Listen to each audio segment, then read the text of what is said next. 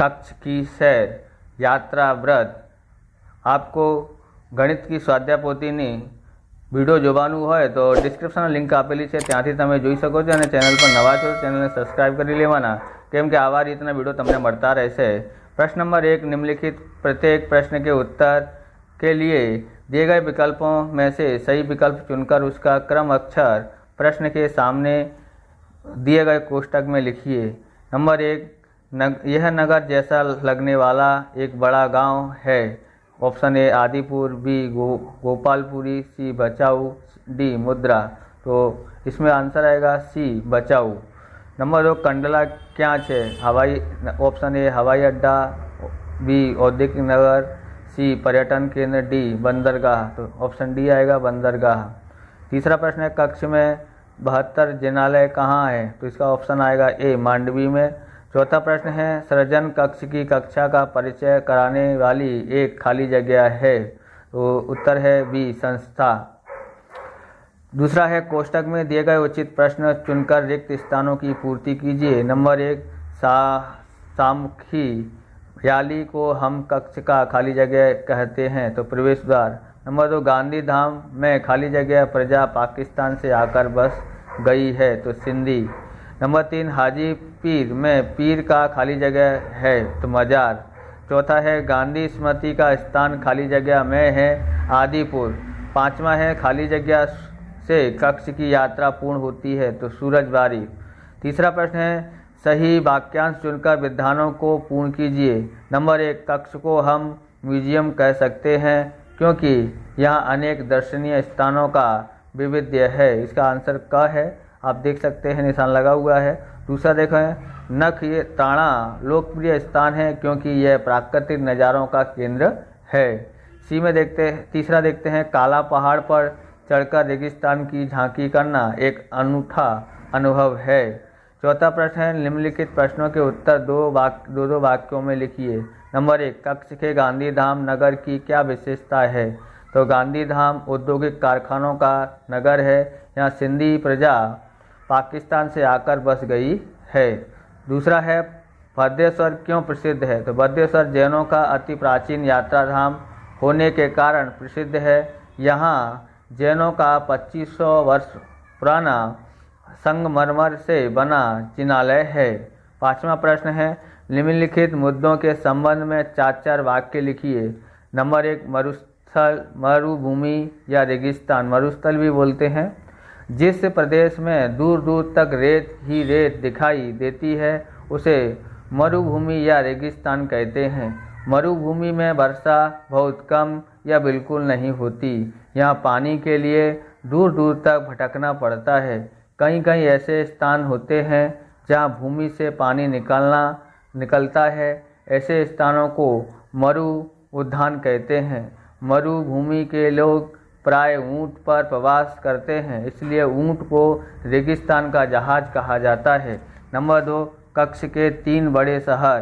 तो मांडवी, भुज और मुद्रा ये कक्ष के 3 बड़े शहर हैं। मांडवी अत्यंत सुंदर बंदरगाह है। यह बड़ा प्राचीन नगर है। यहाँ राजमहल, पवन चक्कियाँ तथा समुद्र तट दर्शनीय हैं। भुज वैभवशाली नगर है।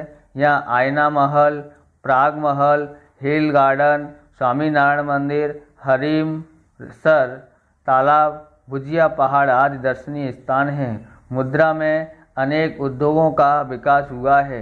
यहाँ कई प्राचीन इमारतें हैं। नंबर 3, कक्ष में स्थित धार्मिक स्थल। भद्रेश्वर, नारायण सरोवर, लखपत तथा हाजीपुर के ये कक्ष के प्रमुख धार्मिक स्थल हैं।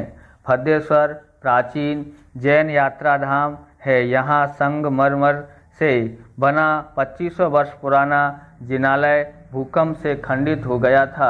अब आधुनिक ढंग से उसका पुनर्निर्माण किया जा रहा है। नारायण सरोवर पौराणिक धार्मिक स्थान है। यह रामायण काल का माना जाता है। लखपत में सिखों द्वारा गुरुद्वारा है। हाजीपुर मुसलमानों का पवित्र स्थान है। कक्ष के ऐतिहासिक स्थल सामखी याली के उत्तर में धोलावीरा एक ऐतिहासिक स्थान है। यहाँ भारत की अति प्राचीन मोहनजोदड़ो संस्कृति के अवशेष पाए जाते हैं। लखपत गुरु नानक की स्मृति से जुड़ा प्राचीन स्थल, किसी समय यह एक समृद्ध नगर था। यहाँ का किला पुराने इतिहास की याद दिलाता है। छठा है, निम्नलिखित प्रश्नों के उत्तर लिखिए। नंबर 1, आप अपनी पाठशाला में किसी यात्रा पर गए हों तो उसका वर्णन अपने शब्दों में कीजिए। पिछले वर्ष दीपावली की छुट्टियों में हमारी पाठशाला की तरफ से माउंट आबू के प्रवास का आयोजन किया गया था। प्रवास में 45 विद्यार्थी और 3 शिक्षक थे। आबू रोड तक की यात्रा हमने ट्रेन से की। आबू रोड से माउंट आबू जाने के लिए हम राजस्थान परिवहन निगम की बस में सवार हुए। दूर से आबू पर्वत दिखाई दिया। बस का मार्ग घुमावदार था। बस की गति भी बहुत धीमी थी। दोनों ओर भयानक खाइयाँ थी, लेकिन हरियाली और ठंडे पवन के झोंके सुखद दे रहे थे। बहुत ऊंचाई पार करने के बाद हमारी बस रघुनाथ मंदिर के पास खड़ी हो गई। उस समय सुबह के 10 बज रहे थे। उस समय वहाँ बड़ी चहल पहल थी। सड़कों पर मेटाडोर, जीपें और कारें दौड़ रही थीं। जगह जगह टूरिस्ट गाइड सेंटरों, होटलों और यात्री आवास के साइन बोर्ड लगे हुए थे। हम पहले से ही आरक्षित एक लॉज में उतरे।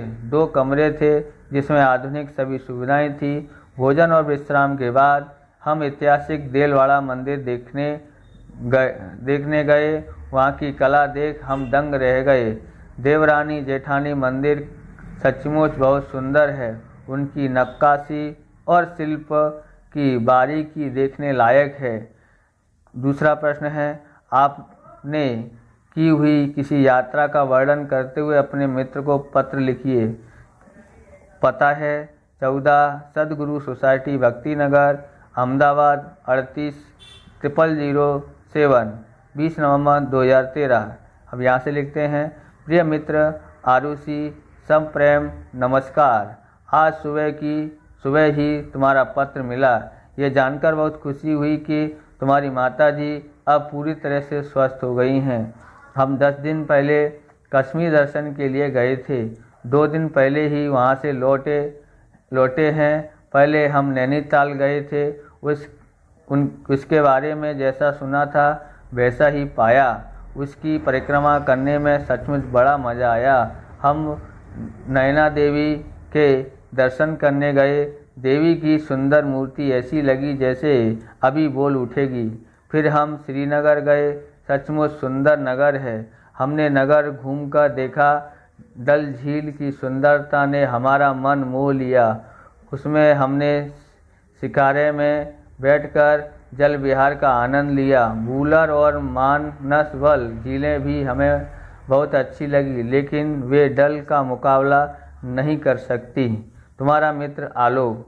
7वां है, अपूर्ण कहानी को पूर्ण कीजिए। एक गांव था। उस गांव में एक गरीब किसान रहता था। उसके 2 बेटे थे। बड़े का नाम रामू और छोटे का नाम, तो हम यहाँ से लिखते हैं, एक गांव था। उस गांव में एक गरीब किसान रहता था। उसके 2 बेटे थे। बड़े का नाम रामू और छोटे का नाम लखन था।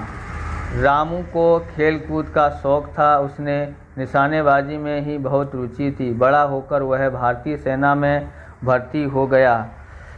छोटे बेटे लखन को खेती बाड़ी का शौक था। उसने खेती की जिम्मेदारी संभाली और एक समृद्ध किसान बन गया। भारत पाकिस्तान के बीच युद्ध हुआ। रामू ने बड़ी बहादुरी दिखाई। उसने दुश्मन के छक्के छुड़ा दिए। लड़ाई खत्म होने पर सरकार ने उसे वीर चक्र प्रदान किया। सेना में उसे ऊंचा पद दिया गया। अब किसान बहुत खुश है। उसके बेटों ने जय जवान जय किसान का नारा सार्थक कर दिया। 8वां है, दिए गए परिच्छेद का हिंदी अनुवाद कीजिए। तो इसका हिंदी अनुवाद है, हिरण नदी की पश्चिम की तरफ सूरज दादा विदा ले रहे हैं। संध्या के समय पक्षियों की टोलियां अपने घोंसलों की ओर उड़ रही हैं।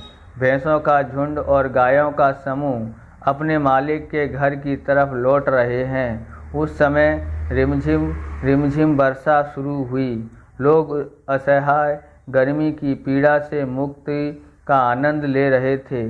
केवल मनुष्य ही नहीं, पशु पक्षी और जीव जंतु की भी शांति का अनुभव करने लगे। 9वां प्रश्न है, दिए गए शब्द मिलें ऐसी पहेलियाँ का निर्माण कीजिए। नंबर 1, सितारा। आकाश में रहता हूँ, रात भर चमकता हूँ, दिन में छिप जाता हूँ, सूर्यास्त होने के बाद फिर निकल आता हूँ। चमचम चमकता हूँ, रहता हूँ मौन, प्यारे बच्चों बताओ मैं हूँ कौन। तो अब हाथी की पहेली पढ़ते हैं। गणपति जैसा मुँह है मेरा, काया खूब विशाल, सबसे बड़ा जानवर हूँ मैं, मस्त है मेरी चाल। तीसरा है चिराग। मेरे रहने पर अंधेरे की नहीं चल पाती, मेरे दो साथी तेल और बाती। चौथा है पाठशाला।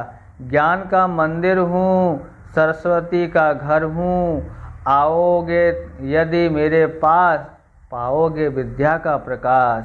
10वां, दिए गए शब्दों को शब्दकोश के क्रम में लिखिए।